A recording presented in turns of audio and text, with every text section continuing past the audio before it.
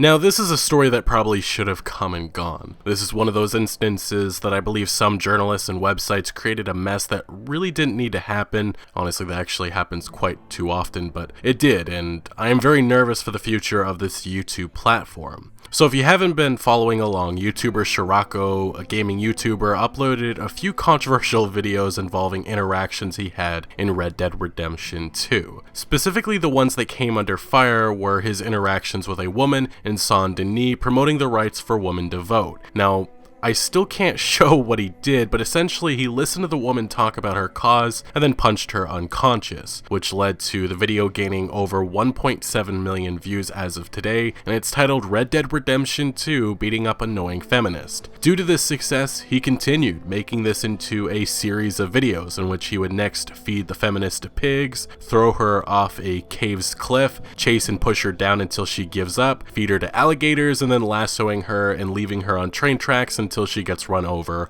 although that last one was an achievement in Red Dead Redemption. But point being, he made quite a few videos on this which got quite popular, gaining tons of views and leading to articles from various publications, but the one that really started things came from Motherboard Vice, which is titled Red Dead Redemption 2, Players Are Excited to Attack and Kill Feminists in the Game. And a tagline below it says, Rockstar Games includes a historically accurate portrayal of women fighting for their right to vote, and players are making the worst of it. Anyway, following these angry articles, Scirocco, a day or two later, received one community guideline strike for promoting violence, and his channel was terminated. But after this news broke, a lot of the YouTube community came to Scirocco's aid and called on YouTube to reverse the decision, as this simply was a video game, and the reasoning for his termination didn't make all that sense since, well, you could kill practically anything or anyone in the game, well, except kids and your own horse. But Scirocco and other creators presented videos beating and taking out tons of other characters and groups, but the only one to cause issue was this woman shouting loud for voting rights. Eventually though, thankfully YouTube made the right decision, age locking the video and giving Scirocco his channel back. I said it in my last video, I still don't think the videos are funny, but I also don't see a reason at all for termination, and this appears to be another instance of journalists dictating what is allowed and not allowed on YouTube.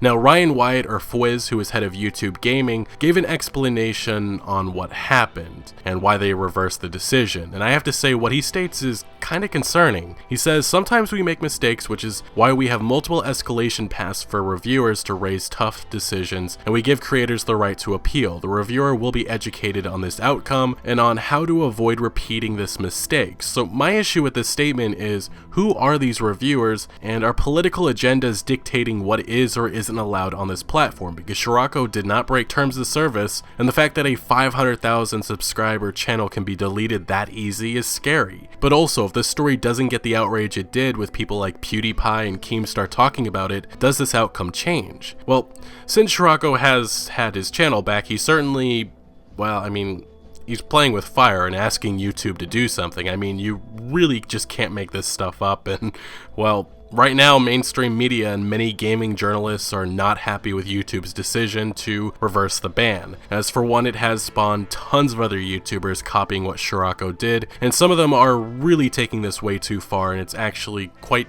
disgusting, some of the hate videos that have been created. Like, some of them are way over the line and YouTube has taken them down, which is something that PewDiePie and really any logical person knew would happen. But because of people doing this, they have given more ammunition to journalists writing hit pieces on YouTube's decision. First, The Telegraph writes, Red Dead Redemption 2, Why YouTube is Wrong to Reinstate Videos Showing Murder of Suffragettes. And Business Insider states, a horrific video from Red Dead Redemption 2 has become a flashpoint for what's acceptable on YouTube. Game Revolution adds Red Dead Redemption 2 and the politics of player expression, which we have to discuss this bizarre article later on. And then even the BBC writes, YouTube's U-turn over Red Dead Redemption 2 suffragette clips. And the thing that I found interesting about this specific article is that the BBC reached out to some of their inside YouTube contacts, who apparently stated the original decision had involved several employees of YouTube staff, and that the original ruling was only overturned once the business's wider gaming team took charge of the situation. But Motherboard Vice, where really this mess all started, also posted a second article on this issue, and something I gathered from all the articles not happy with YouTube's decision is something I feared would happen, and that is YouTube maybe changing policy in the future, and that's something each of these articles touched on. Pretty much it sounds like journalists feel YouTube needs to establish a line of what's okay and not okay with video game content, which is extremely concerning and could lead to censorship of sorts in the future. That's why Shirako's videos since getting his channel back just make me fear that he is eventually going to force YouTube's hand